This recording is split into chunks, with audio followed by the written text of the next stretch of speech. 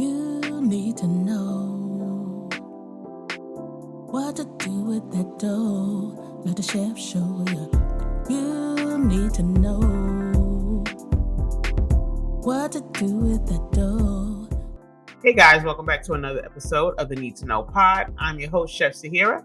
Today is episode 1 of our new series, Building Your Baking Business from Scratch. I'll be breaking down everything you need to know about how to build a baking business from scratch. So let's start from the beginning. So in today's episode, we're going to talk about building the foundation.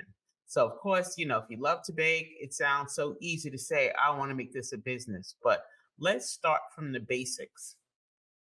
So building a business is kind of like making a cake. You need all the ingredients to be in place for it to come together. So that's what we're going to be talking about today. We are laying the foundation for building your business. So before I get started, just know the information that I cover in here can be applied to any business. So let's start with your why. Why do you want to start a baking business? Is it because you like baking? Is it because everybody tells you should be baking? Let's start with your why. I think it's important to figure out your why. So when you think about starting your business, think of your why. Why do you want to start this business?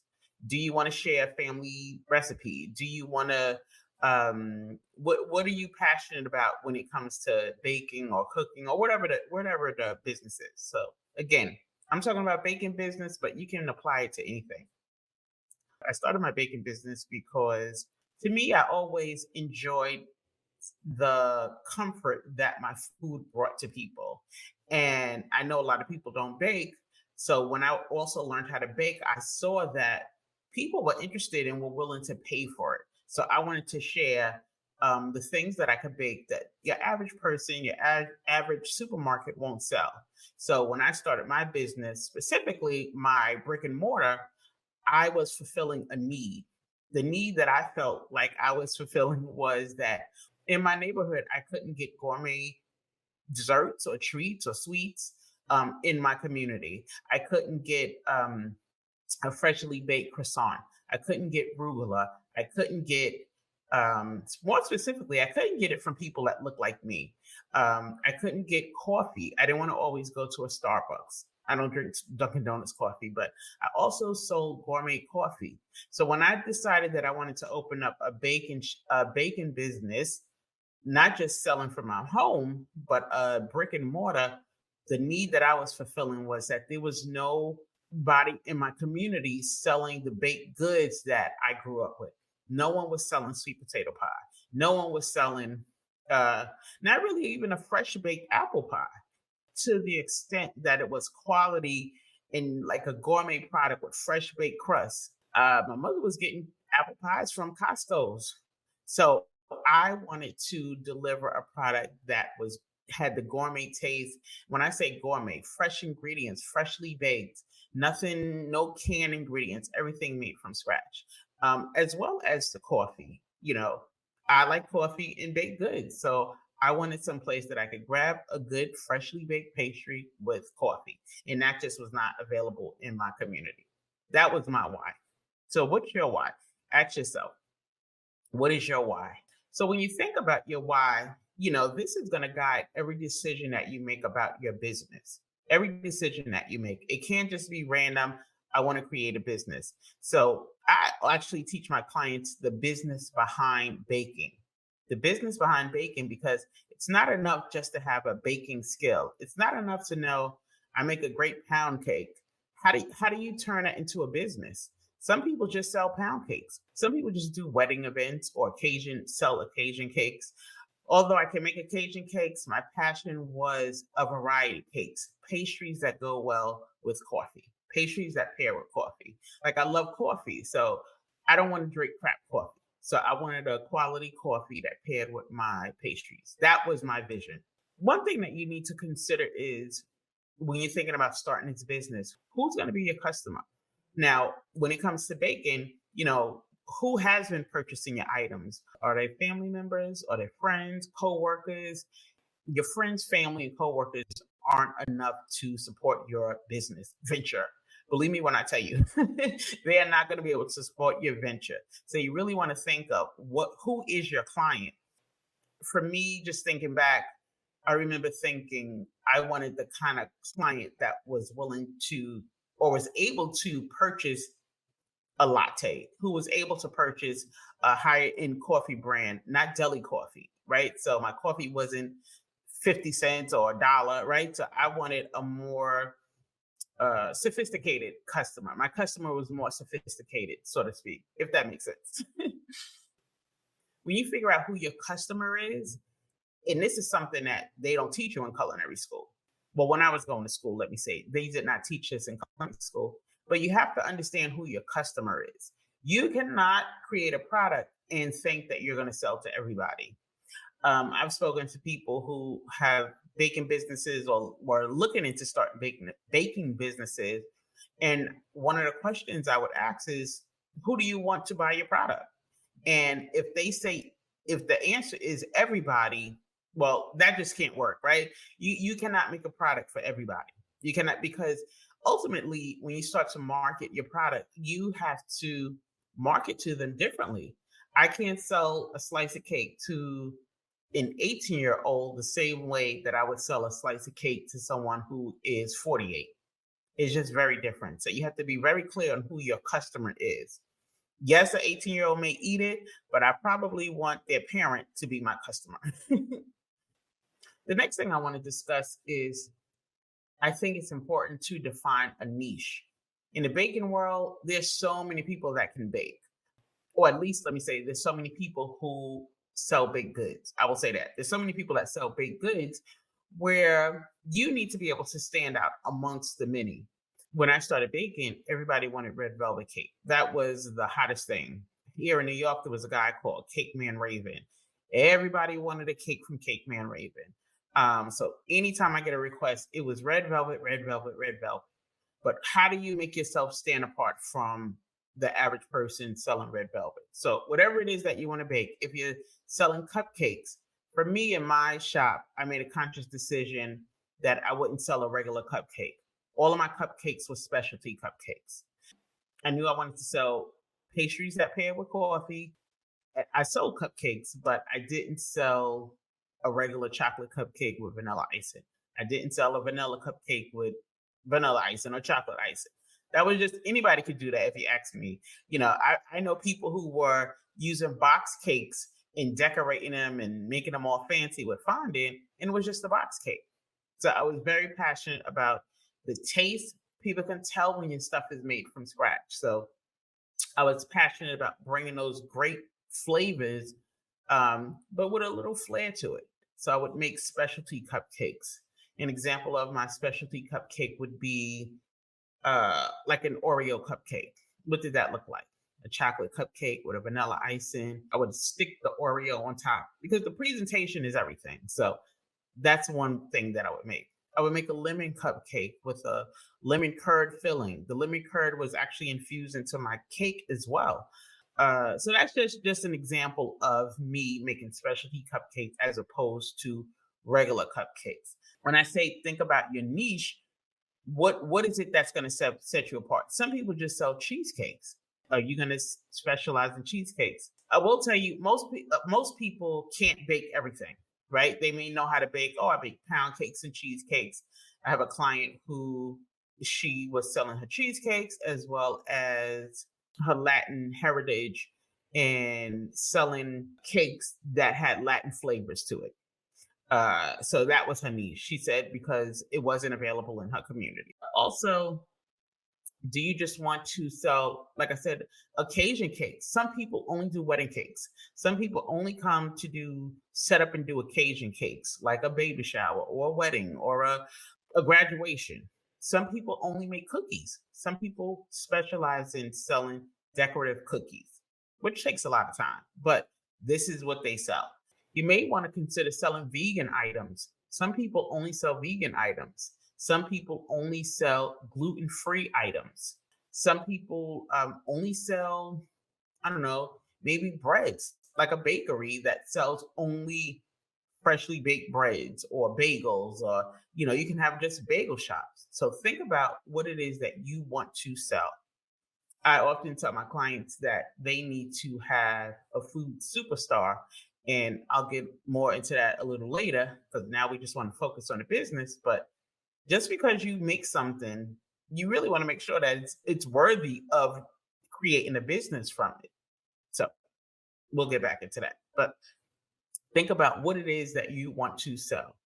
Yes, I can make 10 different cakes. I can make strawberry shortcakes. It has to be a special request, but I don't really offer making those because I don't want to make every cake. But that's just me. That's just me. So it's up to you to determine what you feel like is going to be your niche. Do you want to make like I said, cheesecakes? Some people just sell rugula. Some people just sell, again, even if it's in whatever industry you want to be in, what is going to set you apart also? Because if everybody's doing the same thing, take the hair care industry. So many people are selling hair care products for natural hair, curly hair. What sets you apart from everybody else? So those are just some things to think about when you are thinking about starting a business/baking business. Also, just starting out, you can always expand on that. When I opened up my shop, we were selling the pastries, the muffins, morning pastries, more specifically, muffins, cinnamon rolls, apple turnovers, like crumb cake, again, stuff that paired well with coffee. So in the beginning, we were just really doing pastries and coffee. So I also want you to know that you can build your business. As time went on, I started introducing our brunch menu, and that really took off. So then not only was I known for my pastries and my coffee, I was also known for the Sunday brunch. People would come and know, like, okay, we could get some chicken and waffles. And after that was a hit, we did the shrimp and grits. We also did, I also did red velvet chicken and waffles. So it wasn't a huge menu. Sometimes I would have specials, but I was able to expand my niche.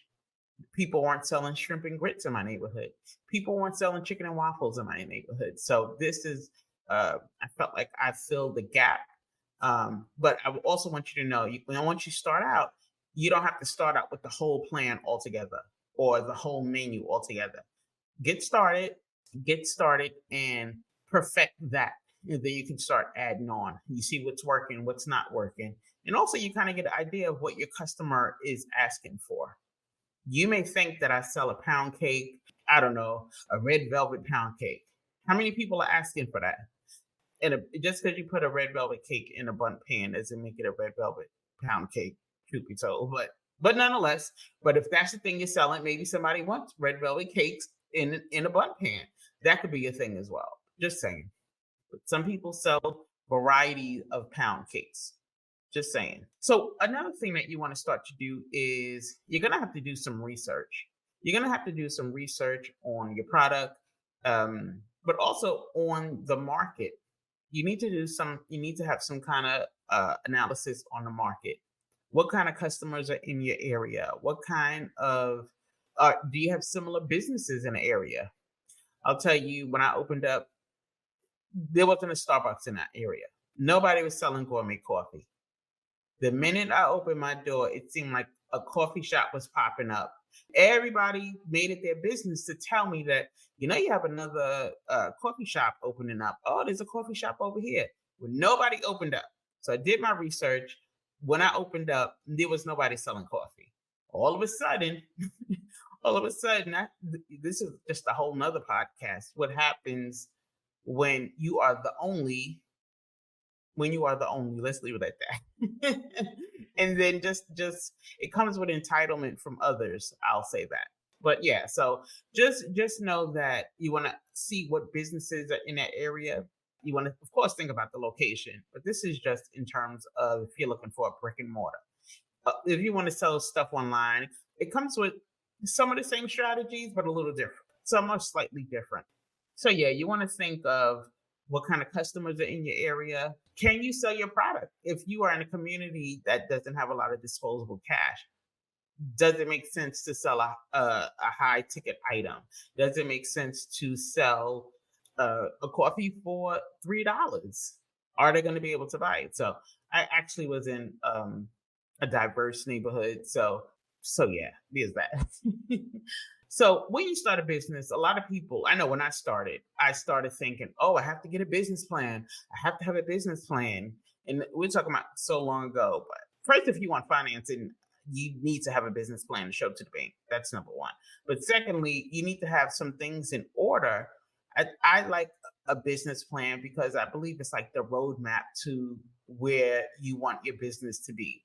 So the first thing you want to think about is what are you going to sell? That was a key part for me. What are you going to sell? It's not enough for me to say I want to sell baked goods. I needed to know I wanted to sell muffins. What kind of muffins? I wanted to sell cinnamon rolls. What kind of cinnamon rolls? I wanted to sell coffee. So all of these things had to come in place. Not just I want to sell coffee. Where am I going to get my coffee from? Where am I going to get who is going to be my distributor? All these things that really I had to learn like really the hard way because I didn't have a reference point. I didn't have anyone to ask. So my son is in management in the food industry. So his input, let me just say, his input was very helpful, just in terms of passing all the health code requirements, because that he knows that like the back of his hand, because the restaurants that he runs has to pass, the health inspection. So it's one thing for me to tell you about food safety, but now when the health department comes in your location, the specific things that they are looking for. So all of these things you need to kind of consider. First, what are you going to have on your menu? Again, let's go back to the food superstar. I think that people, just because your friends and family like something that you sell, you think you can create a business. And that's not always the case. Just because you like it or your family likes it, I would do actually what I would call like focus groups, right? I would let people tastings. I would have tastings. When I speak of food superstar, it's an item that you sell that you have perfected, that you feel comfortable, 100% comfortable selling, knowing that everything tastes good. You can mass produce it as well. You can package it. All of those things need to be in place. So the one thing that I knew I wanted to sell was cinnamon rolls. I hadn't yet perfected my recipe, so it was touch and go. I went through a lot of recipes before I perfected it. Once I perfected it, so I thought, then I had to tweak it. So these are things that you need to know. You can't just open up the door and say, okay, we have cinnamon rolls, not really sure how much to charge for it. Again, you also want to do like your market research. All the items that I was selling, no one was selling in my neighborhood. And you would think that, you have bakeries, but where I live in Staten Island, most of the bakeries, I would say 100% of the bakeries, well, that's a high percentage. Let's say 85% of the bakeries are Italian bakeries. That's not what I eat. So, that was fine for the people who live out here. They could easily they had a choice of bakeries. But if I wanted a red velvet cake, yes, these bakeries are making them, but are they making them like our community likes to eat them?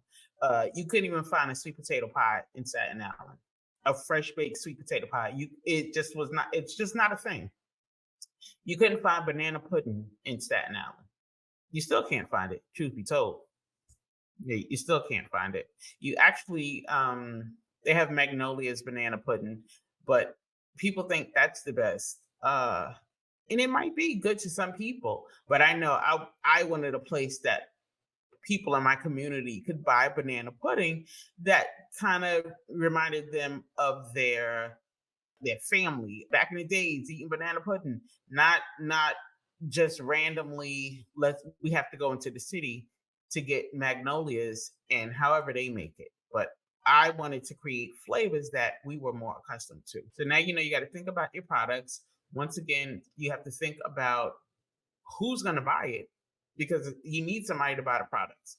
So you need to think about that. And ultimately, you want to start thinking about how you're going to advertise to these certain people. Again, my client was a little more sophisticated. They had a little more disposable income. And actually, what ended up happening, we started to be able to connect with, and actually my ideal customer was our local politicians and business owners, and again, people with disposable income. And actually my spot became a place for people to be able to relax, unwind, because it just wasn't it just wasn't a place out here for us. There wasn't a place in Staten Island for people in my community to go and relax and lounge. We always had to go to other places. So yeah, so try to think about who you want to sell to, who your ideal customer is. So also you want to kind of think about where you want your business to go and the steps that you're going to take to get them there. One thing I know that I didn't include or think about when I was planning was how to market my business. That just wasn't a thing. In culinary school, I believe they teach you to work for people. So once you come out, you don't know what it is or how to go about starting a business and marketing.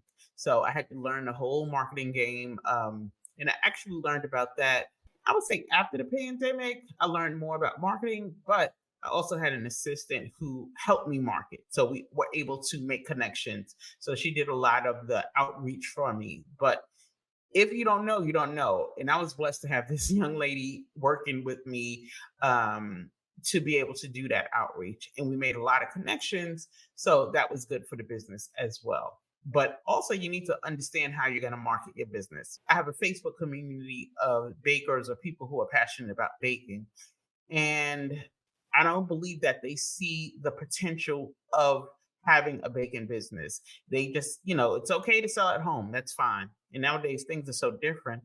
But also I want you to know that you can have a brick and mortar. It takes a lot.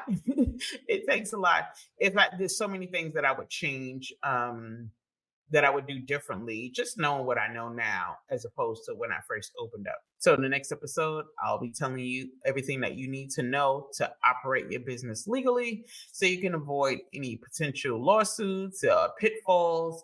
So again, this is really like the business behind baking. So it's not enough to just learn how to bake. It's not enough that you have a baking skill. Running that business is a whole nother skill set. So that's what we're going to go into just throughout the series. But in the next episode, we'll talk the legalities of running a baking business. This was episode 1 of Building Your Baking Business from Scratch. If you have any questions for me, feel free to submit them to needtoknowpod@gmail.com. Or you can send me a DM on my other platform, Chef Sahera Speaks. I would love to hear from you and share your experiences. If you are interested in starting a baking business, let me know. What questions can I answer for you? If you have a specific question about baking, a baking business, also, again, submit your questions to needtoknowpod@gmail.com. So that's it, guys. Be sure to rate and review this podcast, as well as follow us and subscribe so you never miss an episode of the Need to Know Pod with me, your girl, Chef Sahera. As always, guys, thanks for listening, and I can't wait for you to tune into the next episode. You need to know what to do with that dough. Let the chef show you. You need to know what to do with that dough. Let the chef show you.